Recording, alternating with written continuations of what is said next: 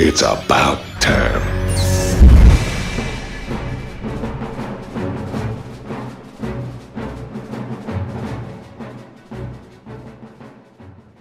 Hello everybody and welcome to Game 2 of the TLO WhiteRa show matches. My name is Drogith of the Into StarCraft group and I will be bringing you game number 2. We have in the top right corner TLO as the Teal Terran. That was a lot of alliteration right there. And we have in the bottom left hand corner is WhiteRa as the Red Protoss. Now I haven't actually seen all these matches. They've been out for a while, but this is all new news to me. I do know that WhiteRa chooses to go Protoss all 5 of the matches, as is his standard race.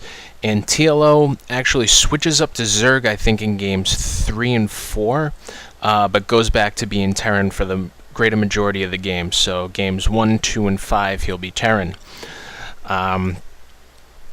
These matches, like I said, have been around for a while, and many people have gone and casted them, but you know what? Somebody else always has a different perspective, might have a different idea of what someone could have done, what they couldn't have done, and I'm just gonna call it as I see it to see what's going on. We have a 12 gateway going up for WhiteRa, and he's sending out his probe for scouting. In the meantime, TLO is getting his barracks up to wall off a little bit inside his little area. By the way, we're on the... where's my little notepad? Steps of War map. I should know that as I've just got beaten on this one recently. But we have gas going down for TLO early, so we're going to be looking at probably heavy Marauder, Marine Marauder builds. And WhiteRa's going right for this SCV, trying to take him out. And we have a SCV coming over to assist to attack WhiteRa, get rid of that annoying probe, so he can finish building the barracks in time with little to no stopping. If he had blown that up, this other SCV could have come over here and finished the job rather quickly. Looking back down here, we can see pylon going down back here, probably for some hidden tech. I don't actually know if you can build up here, but you know, might hide like a Robo Bay or all this other tech right back here. And this annoying probe is coming out as this Marine will pop out and be able to take care of the probe so that the building can repair itself. And TLO is getting his probe inside. He sees the gateway up, and he doesn't see any other tech. Someone might think, hey, you know what's going on? I see the simulator up. SCV turns around. He's looking around on the top side. Excuse me. Sees a second assimilator go up, so we know we're going to be going a... oh, excuse me. Mudslide's delicious. We know that there's going to be a heavy gas build of some sort, probably a Robo Bay. And did he actually see that? Yes, he did actually see the cyber core going up, so he does know that WhiteRa's not slacking off, falling asleep while playing against him. And TLO is finishing off his block with the factory, so he is fully engrossed over here, and WhiteRa is only slightly ahead in harvesters, 21 probes to 17 SCVs, but TLO does have a mule going, another supply depot coming down, and this Zealot is chasing this SCV away.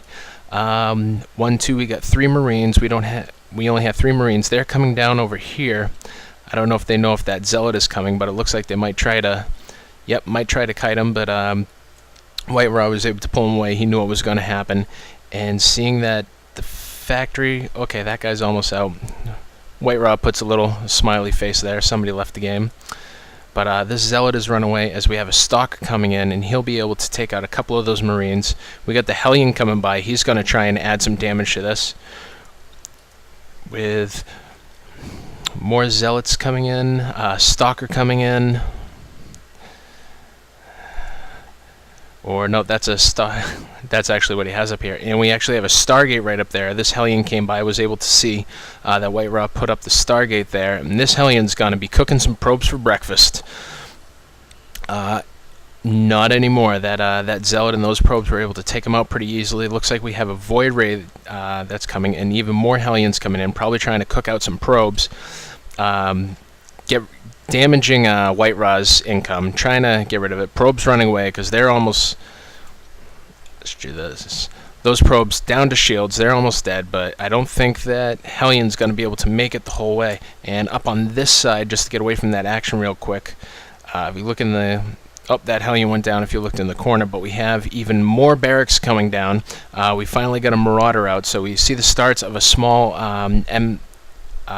infantry-based army with the Marauders, some Hellions for backup. But we do have this Void Ray. Now, the Marines are going to be the hard counter for that Void Ray. It looks like you came and a Fleet Beacon coming up. Are we going to see carriers coming out for this game? That Fleet Beacon's going down. I don't know if it's gonna... It's way down here, so it's not exactly easy to find, although this Hellion's gonna come down there. He's gonna see the Fleet Beacons coming up.